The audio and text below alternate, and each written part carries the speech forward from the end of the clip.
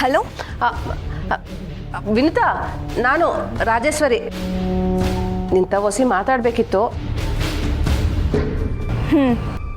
ನೋಡು, ಈಗ ನಾನು ಹೇಳೋದನ್ನ ಸರಿಯಾಗಿ ಕೇಳಿಸ್ಕೊಂಡು ಉತ್ತರ ಹೇಳ್ಬೇಕು. ಮೊದಲು ಏನು ವಿಷಯ ಅಂತ ಗೊತ್ತಾದರೆ ಹೇಳ್ಬೋದು. ಅದನ್ನೆಲ್ಲ ಎದುರಿಗೆ ಸಿಕ್ಕಿದಾಗ ನಿಧಾನವಾಗಿ ಬುಡ್ಸಿ ಹೇಳ್ತೀನಿ. ಈಗ ನೀನು ನಾನು ಹೇಳ್ದಂಗೆ ಮಾಡಿದ್ರೆ ಮುರಳಿ ಯಾವಾಗಲೂ ನಿನ್ನ ಜೊತೆಯಾಗೇ ಇರಂಗೆ ಮಾಡ್ತೀನಿ. ಹಾಗೆ ನೀವು ಮಾಡ್ತೀನಿ ಅನ್ನೋದೇ ಆದರೆ ನೀವೇನೇ ಹೇಳಿದ್ರೋ ಅದನ್ನೆಲ್ಲ ನಾನು ಮಾಡ್ತೀನಿ.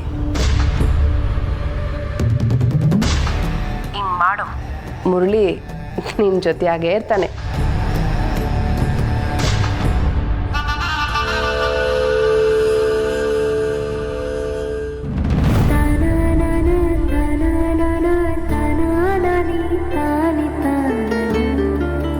ಯಾಕಕ್ಕ ತುಂಬ ಬೇಜಾರಲ್ಲಿದೆಯಾ? ಏನಿಲ್ಲವೇ, ನನ್ನ ಈ ಪರಿಸ್ಥಿತಿಗೆ ಯಾರು ಏನು ಮಾಡೋಕ್ಕೈತೈತೆ ಹೇಳು? ಎಲ್ಲ ನಾನು ಪಡ್ಕೊಂಡು ಬಂದಿರೋದೆ. ಸರಿ, ನಿನಗೆ ಕೆಲಸ ಇರ್ತೈತೆ, ಒಳ್ಳೆವೇ.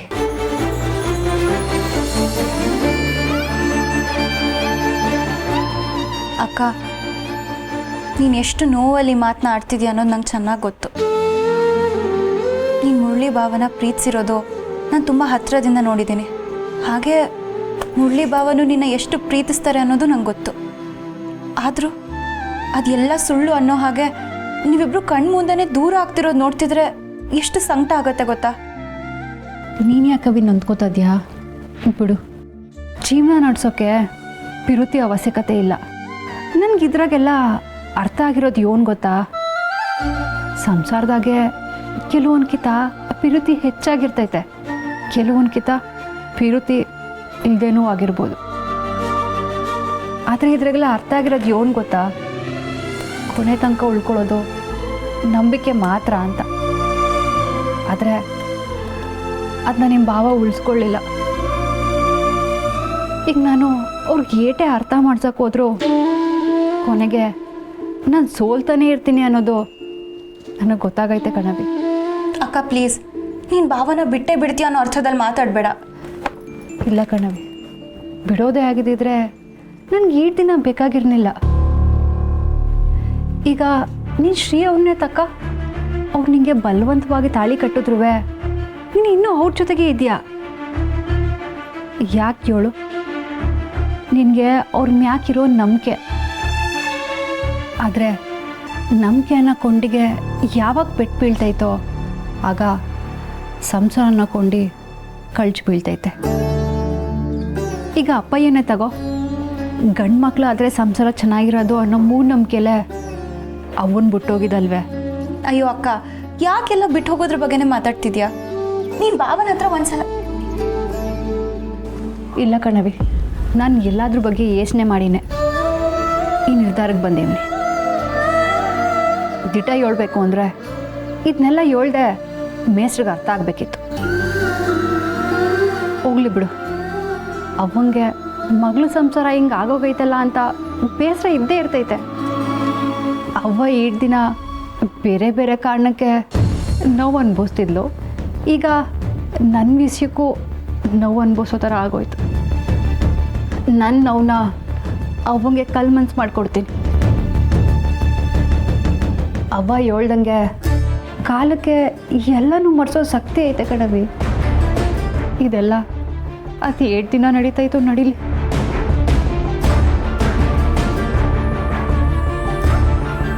ಆದರೆ ಯಾರಿಗೂ ನನ್ನ ಮ್ಯಾಕೆ ಸವಾರಿ ಮಾಡೋಕ್ಕೆ ನಾನು ಬಿಡೋಕ್ಕಿಲ್ಲ.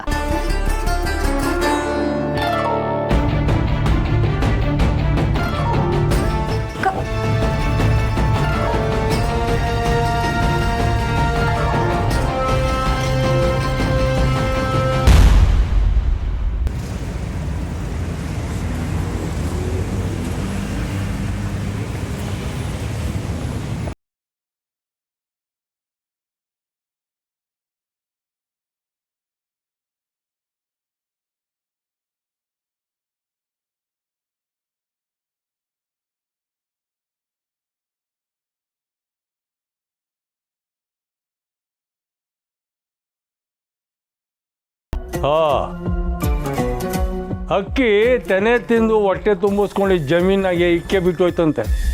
ಹಂಗಾಯ್ತು ಅಕ್ಕ ತಮ್ಮನ ಕತೆ. ಅಯ್ಯ ಬಾಬು, ನಾನು ಯಾವತ್ತೂ ಅಂತ ಕೆಲಸ ಮಾಡೋಕ್ಕಿಲ್ಲ. ನಾನು ಬಂದರೂ ಇಸೆ ಕೇಳಿದ್ರೆ ನೀನೇ ಖುಷಿ ಪಡ್ತೀಯ. ಇಷ್ಟೊತ್ತು ನಿಮ್ಮ ಅಕ್ಕ ಬಂದು ಕಿವಿಗೆ ಕಣ್ಣಿಗೆ ತಂಪು ಮಾಡ್ಬಿಟ್ಟೋದ್ಲು. ಈಗ ನೀನು ಖುಷಿ ಲೇ. ಅದು ಎಲ್ಲಿ ಗಂಟು ಬಿದ್ರು ನೀವಿಬ್ರು ನನಗೆ. ಅಯ್ಯ ಬಾಬು, ನನ್ನ ನಂಬು, ನಾ ಇಲ್ಲಿ ಬಂದಿರೋದೇ ನಿಂಗೆ ಸಹಾಯ ಮಾಡೋದಕ್ಕೆ. ಬೇಡಪ್ಪ, ನೀನು 8 ಕೋಟಿ ರೂಪಾಯಿ ಕೊಟ್ಟರು ನಿನ್ನ ಸವಾಸನೇ ಬೇಡ. ಅಕ್ಕ ತಮ್ಮ ಹೆಂಗೆ ಅಂತ ನನಗೆ ಗೊತ್ತಿಲ್ವಾ? ಬಾಬು, ನಾನು ಮೊದಲು ನಂಗಿಲ್ಲ, ಈಗ ಬದಲಾಗಿವ್ನಿ. ಕೋತಿ ಮುಖವಾಡ ಹಾಕೊಂಡು ಮೊಸಳೆ ಬಂದಂಗೆ ಬಂದರೆ ನಂಬಿಡ್ಬೇಕಾ? ಅಕ್ಕ ತಮ್ಮನ ಸವಾಸನೇ ಬೇಡಪ್ಪ. ನೋಡ್ಲಾ ಕಾಳೆ, ನೀನು ಮೊದಲೇ ಜೈಲ್ನಾಗಿದ್ದು ದೊಡ್ಡ ಡಾನಾಗಿ ಬಂದಿರೋನು. ಈ ಮನೆ ಬಿಸಿದ ಬಗ್ಗೆ ತಲೆ ಕೆಡಿಸ್ಕೋಬೇಡ, ನಾವು ನೋಡ್ಕೊತೀವಿ. ಹೋಯ್ತಾ ಬಾಬು, ನಾ ಹೇಳೋ ಇಸೆ ಕೇಳು, ಒಂದು ನಿಮಿಷ ನನ್ನ ಮಾತು ಕೇಳು. ಇಲ್ಲ ಆಯ್ತು, ಅದು ಏನು ಹೇಳ್ತೀವಿ ಹೇಳಪ್ಪ. ಬಾಬು, ಕೌಸಲ್ಯನ ಜೈಲ್ಗೆ ಹಾಕೋರಲ್ಲ, ಅವ್ರಿಗೇನಾದರೂ ಸರಿಯಾದ ಸಾಕ್ಷಿ ಸಿಕ್ಕಿಲ್ಲ ಅಂತಂದರೆ ಅವಳನ್ನ ಹೊರಗೆ ಬಿಟ್ಬಿಡ್ತಾರೆ. ವಿಷಯ ಹೇಳತ್ತಲ್ಲ ನೋಡಿ ಬಾಬು, ಹೊಸಿ ನಾ ಹೇಳೋ ಮಾತು ಕೇಳು. ನಾನು ಯಾಕೆ ಇವನು ಯಾಕೆ ಬಂದಿದ್ದಾನಿಲ್ಲಿ? ಮತ್ತೆ ಇಬ್ರು ಸೇರ್ಕೊಂಡು ಏನು ಪ್ಲಾನ್ ಮಾಡ್ತಿದ್ದೀರಾ? ಅಯ್ಯೋ, ಅದು ಸಾನನಾ. ಅಕ್ಕನ ಬಗ್ಗೆ ಮಾತಾಡೋ ಅವಶ್ಯಕತೆ ಇಲ್ಲ. ಲೇ ಕಳ್ಳಿ, ಪಂಚಾಯತಿನಾಗೆ ಸಾನವ್ರ ಪರ ಮಾತಾಡೋದನ್ನ ಕಾರಣಕ್ಕೆ ಸುಮ್ಕೆ ಬಿಡ್ತೇವೆ. ಇನ್ನೊಂದು ಕಿತ ಈ ಕಡೆ ಬರೋದಾಗ್ಲಿ ಸಾನವ್ರಿಗೆ ತೊಂದರೆ ಕೊಡೋದಾಗ್ಲಿ ಗೊತ್ತಾದರೆ ಸುಮ್ಕಿರಕ್ಕಿಲ್ಲ. ಅಳಿಯಂದ್ರು ಹೇಳಿದ್ರು ಕೇಳಿಸ್ತಾನೆ.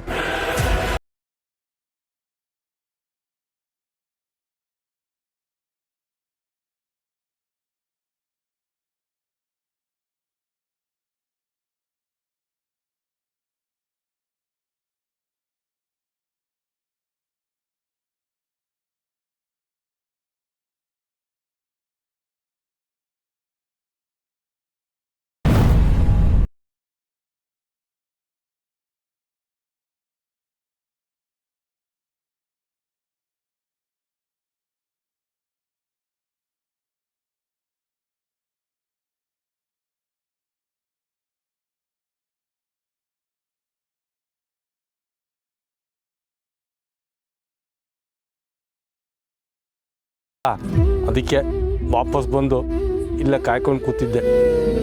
ಯಾಕೆ ಪುಟ್ಟಮ್ಮೆ ನಾನು ತಾವು ಮಾತಾಡ್ತಿಲ್ಲ? ನೀನು ಮಾತಿಗೆ ಬೆಲೆ ಇಲ್ದವ್ರ್ತವ ಇವನ್ ಮಾತು. ಅದೆಷ್ಟು ಬೈಬೇಕೋ ಬೈದ್ಬಿಡು, ಆದರೆ ಮೌನವಾಗಿದ್ದು ನನ್ನನ್ನು ಕೊಲ್ಬೇಡ. ನಿನ್ನ ಕಾಲು ಬಿತ್ತನ್ನ ಕೇಳ್ತೀನಿ. ಯೋನ ಇದು ಹೇಳ್ಮಕ್ಕೆ. ಇದನ್ನು ಬಿಟ್ಟು ನಂಗೆ ಬೇರೆ ದಾರಿ ಕಾಣ್ತಿಲ್ಲ ಪುಟ್ಟಮ್ಮಿ. ದಯವಿಟ್ಟು ನಂಗೆ ಕ್ಷಮಿಸ್ಬಿಡು, ಇನ್ನೊಂದು ಕಿತ ಮಾಡೋಕ್ಕಿಲ್ಲ.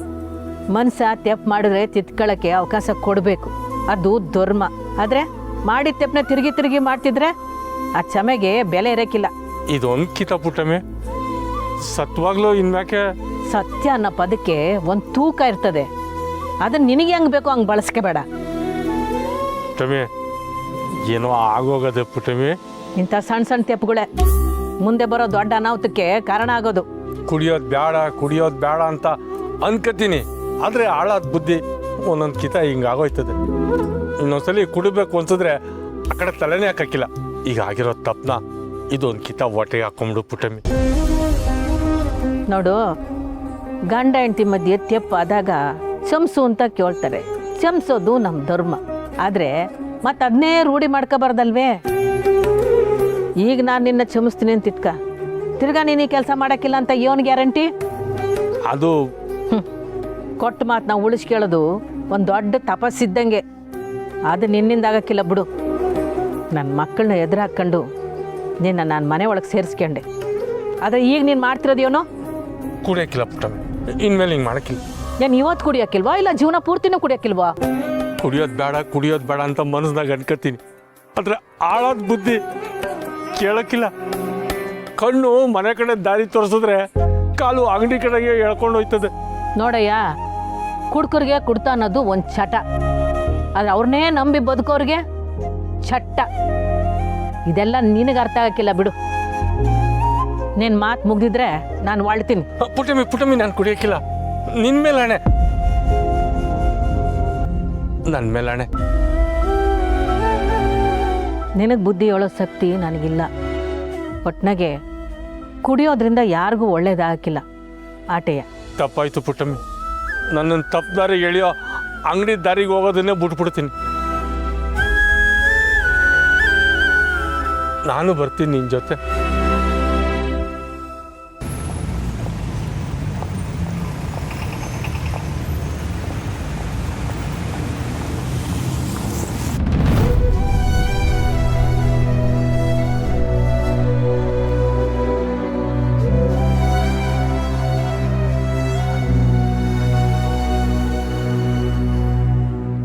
ಏನು ನೋಡ್ತಿದ್ಯಾ ಅಕ್ಕ?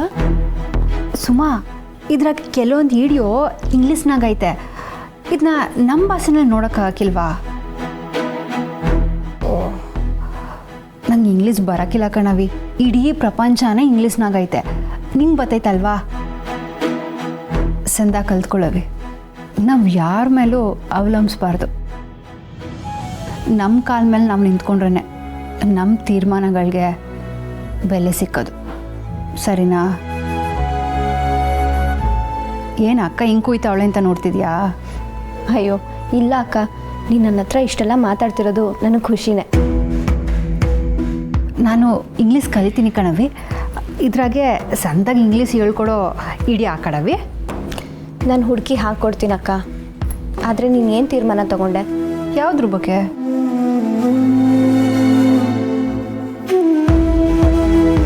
ಹೇಳೋದ್ನಲ್ಲ, ನಮ್ಮ ಕಾಲ ಮೇಕೆ ನಾವು ನಿಂತ್ಕೋಬೇಕು ಅಂತ. ಆಟೆ ನನ್ನ ತೀರ್ಮಾನ. ನೀನು ಮತ್ತು ಸ್ನೇಹ ಅಕ್ಕ ಇಬ್ಬರು ಭಾವಂದಿರನ್ನ ಪ್ರೀತಿಸುವಾಗ ನಾನು ತುಂಬ ಖುಷಿ ಪಡ್ತಿದ್ದೆ. ನನ್ನ ಫ್ರೆಂಡ್ಸ್ ಹತ್ರ ಎಲ್ಲ ನಮ್ಮ ಮನೇಲಿ ಲವ್ ಮ್ಯಾರೇಜ್ಗೆ ಆಪೋಸೇ ಮಾಡಲ್ಲ ಅಂತ ಕೊಚ್ಕೋತಿದ್ದೆ.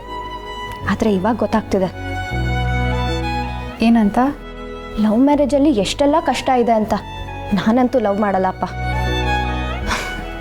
ಸರಿ ಅಕ್ಕ, ಬಾ ಊಟ ಮಾಡುವಂತೆ.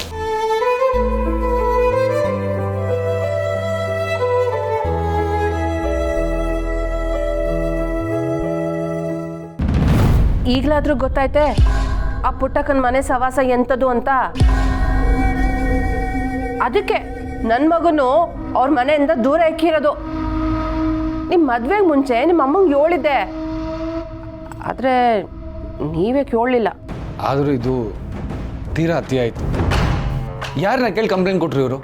ಅಂಥದ್ದೇನು ಮಾಡಿದ್ದಾರೆ ನಮ್ಮಮ್ಮ? ಪಾಪ ನಿಮ್ಮಮ್ಮನಿಗೆ ಈ ಮದುವೆ ಇಷ್ಟ ಇಲ್ಲದೆ ಹೋದ್ರು ನನ್ನ ಮಗ ಸಂತಾಗಿರ್ಲಿ ಅಂತ ಸಹನನ್ನ ಈ ಮನೆ ಸೊಸೆಯಾಗಿ ಒಪ್ಕೊಂಡ್ರು. ಅಂಥವ್ರಿಗೆ ಹಿಂಗೆ ಮಾಡಿದ್ದಾರೆ ಅಂದರೆ ಛೇ ಛೇ ಛೇ, ಅನ್ಯಾಯ ಅನ್ಯಾಯ. ನಿಜ ಹೇಳ್ಬೇಕಂದ್ರೆ ಸಹನವ್ರು ಹೀಗೆ ಮಾಡ್ತಾರೆ ಅಂತ ಅನ್ಕೊಂಡೇ ಇರಲಿಲ್ಲ. ಯಾಕೆ ಇಷ್ಟೊಂದು ದ್ವೇಷ? ಸಹನ ಕೆಟ್ಟೋಳು ಅಂತ ಹೇಳೋದು ಕಷ್ಟನೇಯ. ಅವಳು ಒಳ್ಳೆಯವಳೆ. ಆದರೆ ಅವಳವ್ವ ತಂಗಿನೇ ನೆಟ್ಟಿಗಿರೋ ಹುಡುಗಿ ತಲೆ ಕೆಡ್ಸಿರೋದು. ಸಹನ ಅವ್ರು ನನ್ನ ಮಾತಾದರೂ ಕೇಳ್ತಾರೆ ಅಂತ ಅಂದ್ಕೊಂಡಿದ್ದೆ. ಸಹನ ಕೇಳೋ ಹುಡುಗಿನೇ, ಆದರೆ ಇವ್ರು ಬಿಡ್ಬೇಕಲ್ಲ. ಮೇಷ್ಟ್ರೆ, ಇದು ಯಾವ ನ್ಯಾಯ ಹೇಳಿ? ಅವಳು ಮಾತ್ರ ಅವಳ ಅವ್ವನ ಮಾತಾ ಕೇಳ್ಬೋದಂತೆ, ನೀವು ನಿಮ್ಮ ಅಮ್ಮನ ಮಾತಾ ಕೇಳಬಾರ್ದಂತೆ. ಹಾಂ, ದಿಟ ಹೇಳ್ಬೇಕು ಅಂದರೆ ಅವ್ರ ಮನೆನಾಗಿರೋರು ಯಾರೂ ಸರಿ ಇಲ್ಲ. ನನಗೂ ಈಗ ಹಾಗೆ ಅನ್ನಿಸ್ತಿದೆ. ಅಯ್ಯ, ಅನ್ಸದೇನು, ಸತ್ಯವಾಗ್ಲೂ ಇರೋ ವಿಷಯ ಅದೇ. ಸಹನ ಯಾವ ಕಾಲಕ್ಕೂ ಈ ಮನೆಗೆ ಹೊಂದ್ಕೊಳ್ಳೋ ಹುಡುಗಿ ಅಲ್ವೇ ಅಲ್ಲ. ಇನ್ನು ಅವಳು ತಂಗಿ ಅವಳಲ್ಲ, ಜಗತ್ ರಾಕ್ಷಸಿ. ಉಗ್ರನಾಗ ಏನಾದ್ರು ಸಿಕ್ಬಿಟ್ರೆ ಕೈನೇ ಕತ್ತರಿಸ್ಕೊಂಡ್ಬಿಡ್ಬೇಕು, ಹಂಗ್ ಮಾಡ್ಬಿಡ್ತಾಳೆ. ಅಯ್ಯೋ ಬಿಡಪ್ಪ, ಹೇಳ್ತಾ ಹೋದ್ರೆ ಮಾತೇ ಮುಗಿಯಕ್ಕಿಲ್ಲ. ಇಬ್ಬಿರ್ನೇ ಏನಾದ್ರು ಮಾಡ್ಲಿಲ್ಲ ಅಂದ್ರೆ ನಿಮ್ಮಮ್ಮ ಜೈಲ್ನಾಗೆ ಕೊಳಿಬೇಕಾಯ್ತದೆ. ಹೌದು ಮುರಳಿ, ನಾವೇ ಏನಾದರೂ ಮಾಡಿ ಅಮ್ಮನ್ ಬಿಡ್ಸ್ಕೊಂಬರ್ಬೇಕು. ಇದಕ್ಕೆಲ್ಲ ಕಾರಣ ಸ್ನೇಹ. ಸಹನ ಅವ್ರಿಗೆ ಕಂಪ್ಲೇಂಟ್ ಕೊಡೋಷ್ಟು ಸ್ವಂತ ಬುದ್ಧಿ ಇಲ್ವೇ ಇಲ್ಲ. ಈಗ ಸರಿಯಾಗಿ ಅರ್ಥ ಮಾಡ್ಕೊಂಡ್ರು. ಸ್ನೇಹ ಅವಳ ಅತ್ತೆ ಮನೆನಾಗೆ ಸಿಡಿದ್ ಬೀಳ್ತಾಳಲ್ಲ, ಹಂಗೆ ಸಹನನು ಮಾಡಬೇಕು ಅಂತ ಸರಿಯಾಗಿ ಹೇಳ್ಕೊಟ್ಟವಳೆ.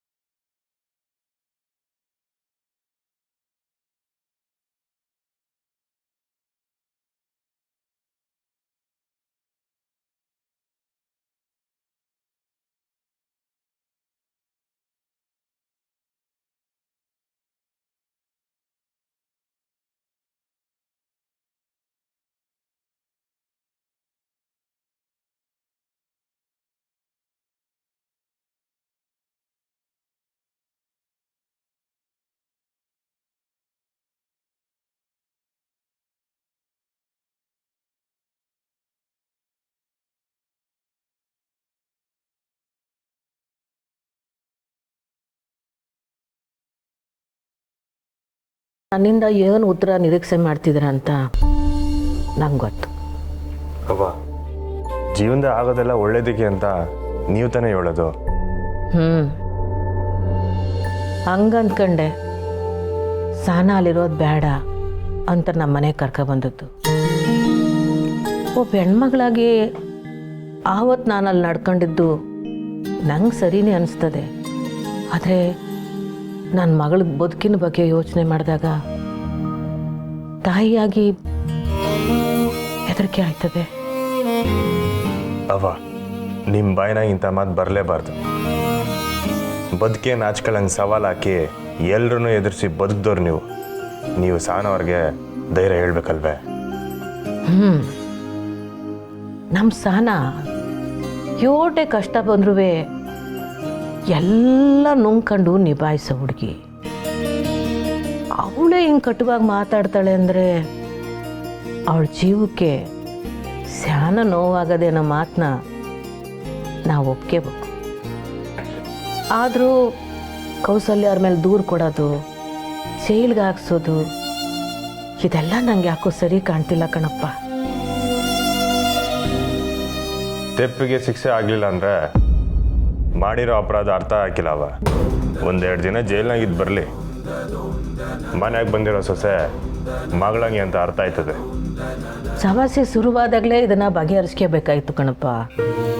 ಮೂವರಲ್ಲಿ ಯಾರಾದರೂ ಒಬ್ಬರು ಬಿಟ್ಕೊಡ್ಬೇಕಿತ್ತು. ಏನು ಈಗ ಪಂಚಾಯತಿ ಒಳಗೆ ಅವ್ರು ತೆಪ್ಪು ಮಾಡಿದ್ದನ್ನು ನಾವು ಬೊಟ್ಟು ಮಾಡಿ ತೋರಿಸಿದ್ದೀವೋ ಇಲ್ಲೋ, ಮತ್ತ್ಯಾಕೆ ದೂರು ಕೊಡಬೇಕಿತ್ತು?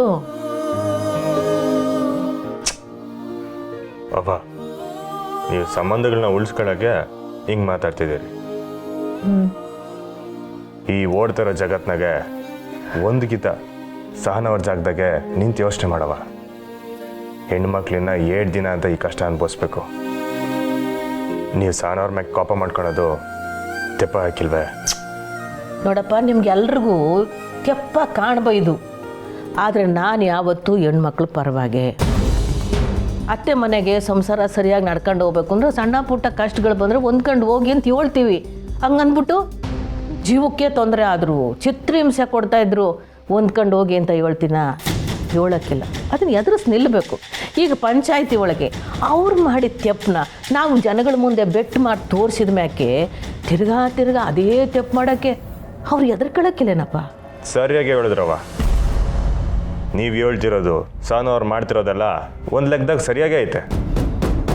ಜೈಲ್ಗೆ ಹೋಗಿ ಬರಲಿ ಬಿಡಿ, ಇನ್ನು ಬುದ್ಧಿ ಕಲ್ತಂಗೆ ಆಯ್ತದೆ. ಅವ ಜೀವನ ಹರಿಯೋ ನೀರಿದ್ದಂಗೆ, ಕಸ ಕಡ್ಡಿನೆಲ್ಲ ದಡಕ್ಕೆ ತಳ್ತಾ ಕುರಿ ಮುಟ್ಟೋ ಹೊತ್ತಿಗೆ ಪರಿಶುದ್ಧ ಆಗ್ಬಿಡ್ತೈತೆ. ಇದು ನನ್ನ ಮಾತಲ್ಲ, ನಾನು ಕುಗ್ದಾಗ ನೀವು ಹೇಳಿದ ಮಾತುಗಳು. ಸಾನ ನಿಮ್ಮಗಳವ, ಖಂಡಿತವಾಗ್ಲೂ ತೆಪ್ಪೆಜೆ ಇಡಕ್ಕಿಲ್ಲ. ದಿಟ್ಬೆ ತೆಪ್ಪು ಮಾಡೋಕ್ಕೆ ಬೇಕಾದಷ್ಟು ಅವಕಾಶಗಳಿದ್ರು ತೆಪ್ಪು ಮಾಡದೇ ಇರೋದೇ ಒಳ್ಳೆ ವ್ಯಕ್ತಿತ್ವ. ಅದು ನನ್ನ ಮಗಳಲ್ಲಿ ಚೆಂದಾಗೈತೆ. ಅಪ್ಪ, ಈಗ ನಿಮ್ಮ ಮಾತು ಕೇಳಿ ನಂಗೆ ಸಮಾಧಾನ ಆಯ್ತವ. ಹಿಂಗೆ ನಗ್ನಗ್ತಾ ಎಲ್ಲ ಹೆಣ್ಮಕ್ಳಿಗೂ ಸ್ಫೂರ್ತಿಯಾಗಿರಿ. ಎಲ್ಲರೂ ಮನೆಯಾಗೆ ನಿನ್ನಂಗೆ ಹೆಣ್ಕಳ್ಳಿರೋ ಒಬ್ಬ ಮಗ ಇರಬೇಕು ಕಣಪ್ಪ.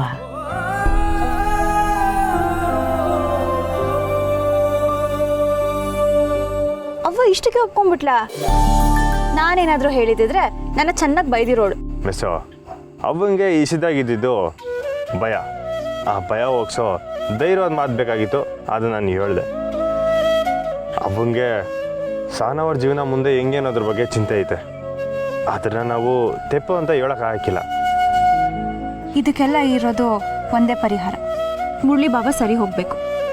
ಇದನ್ನ ಮೇಷ್ಟ್ರ ಯೋಚನೆ ಮಾಡಬೇಕು. ಮುರಳಿ ಬಾಬಾ ಯೋಚನೆ ಮಾಡೋ ಶಕ್ತಿನೇ ಕಳ್ಕೊಂಡಿದ್ದಾರೆ ಅಂತ ಅನಿಸ್ತಿದೆ. ಅಲ್ಲ ಶ್ರೀ, ತಪ್ಪಿರೋರ್ ವಿರುದ್ಧ ನಿಂತ್ಕೊಳ್ಳೋದ್ರಲ್ಲಿ ತಪ್ಪೇನಿದೆ ಅಂತೀನಿ. ಅದು ಯಾರಾದರೂ ಸರಿ, ಗಂಡ ಆದರೂ ಸರಿ, ಅವ್ವ ಆದರೂ ಸರಿ.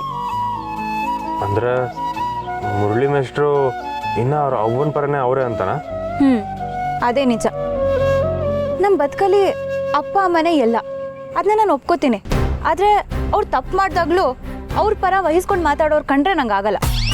ನೀವು ಹೇಳ್ತಿರೋದು ಯಾಕೋ ಎರಡು ಅರ್ಥ ಆಯ್ತಲ್ಲ. ನೀವ್ಯಾಕೆ ಹಾಗೆ ಅನ್ಕೋತೀರಾ? ನಿಮ್ಮ ಅವ್ವ ಯಾವತ್ತೂ ತಪ್ಪು ಮಾಡೋದೇ ಇಲ್ಲ ಅಲ್ವಾ? ನಾನು ಹೇಳ್ತಿರೋದು ತಪ್ಪು ಮಾಡೋರ ಪರ ನಿಲ್ಲೋರ ಬಗ್ಗೆ. ನಮ್ಮವ್ವ ಯಾವತ್ತೂ ತಪ್ಪು ಮಾಡೋಕ್ಕಿಲ್ಲ. ಹೌದು ಶ್ರೀ, ನನಗೆ ಯಾಕೆ ಇಲ್ಲಿಗೆ ಬರಕ್ಕೆ ಹೇಳಿದ್ರಿ? ಮತ್ತೆ ಈ ಬುಕ್ಸ್ನೆಲ್ಲ ಯಾಕೆ ತರಕ್ಕೆ ಹೇಳಿದ್ರಿ? ಹೇಳ್ತೀನಿ ಇರು ಮಿಸ್ಸು. ನೀವು ಹೇಳೋ ತನಕ ಕಾಯೋ ತಾಳ್ಮೆ ನನಗಿಲ್ಲ ಶ್ರೀ. ನಾನು 4 ದಿವಸದಿಂದ ಸರಿಯಾಗಿ ಓದೋಕ್ಕೆ ಆಗಿಲ್ಲ. ನಾನು ಇವತ್ತು ಒಂಚೂರು ಟೈಮ್ ವೇಸ್ಟ್ ಮಾಡೋಕ್ಕಾಗಲ್ಲ. ನಾನು ತುಂಬ ಓದ್ಕೊಳ್ಳೋದಿದೆ.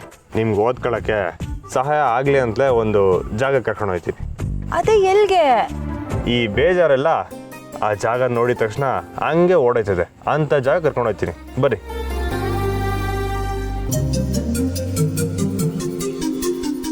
ಬನ್ನಿ.